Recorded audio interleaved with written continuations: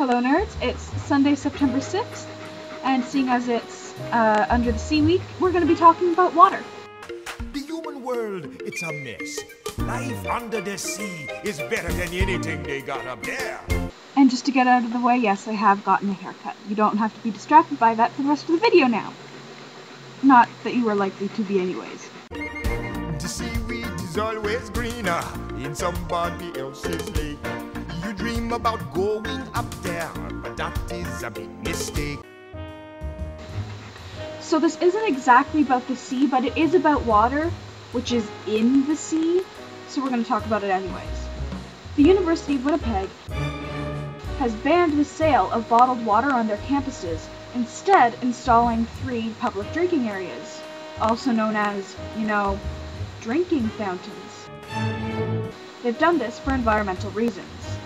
This may sound a bit crazy, but it's an arguably fabulous idea, for reasons I'm about to explain.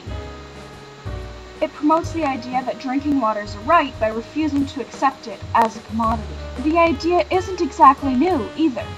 While the University of Winnipeg is the first to completely ban the sale of bottled water on their campus, 21 other universities across Canada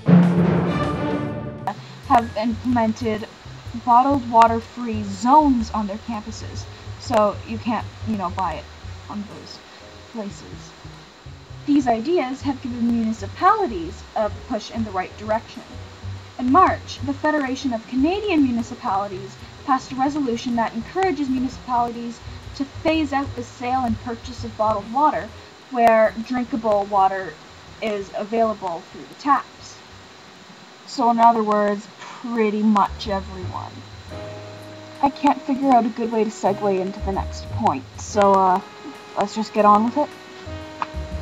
1.1 billion people don't have access to clean drinking water, and we're drinking stuff from bottles that cost like $3 when we can turn on a tap and get it for a few cents. Out of the 1.1 billion people who don't have access, 1.6 million die because of it in a year. It really puts swine flu into perspective.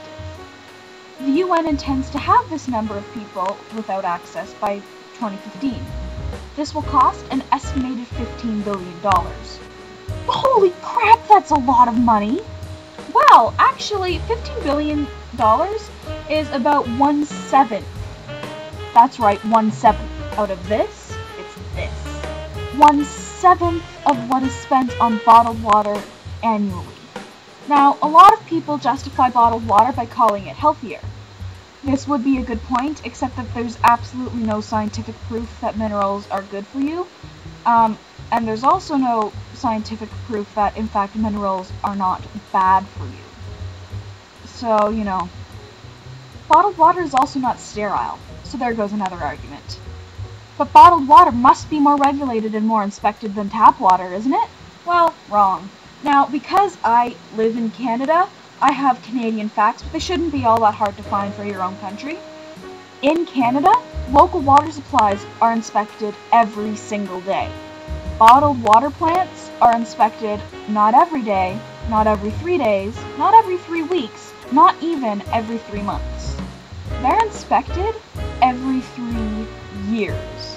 Yeah, that's right, every 3 years. And do you know what we're drinking them from? We're drinking them from bottles that are made out of polyethylene terephthalate.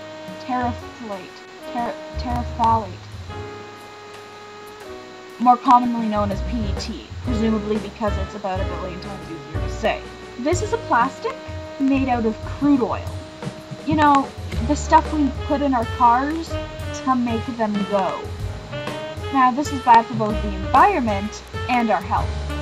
The making of all these bottles takes about 1.5 million barrels of oil annually.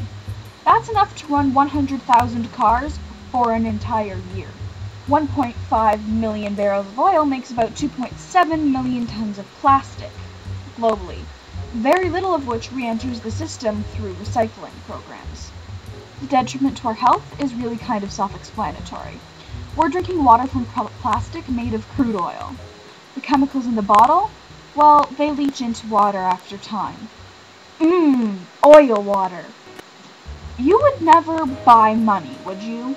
I mean, I know that's what we're doing when we take out loans because of, like, interest and stuff, but you would never go to a store and say, here's 20 bucks. Now give me 10 back. Because that would be stupid. But that's what we're doing with water. It takes 3 liters of water to make a 1 liter bottle of water. I'm pretty sure I went over time with this one, so I'll stop now. Rachel, I'll see you tomorrow. Or, you know, today, if Sunday keeps going the way it has all day, and the computer keeps... You know what? You'll probably be seeing me on Monday. So, I'll see you today, at some point. Bye.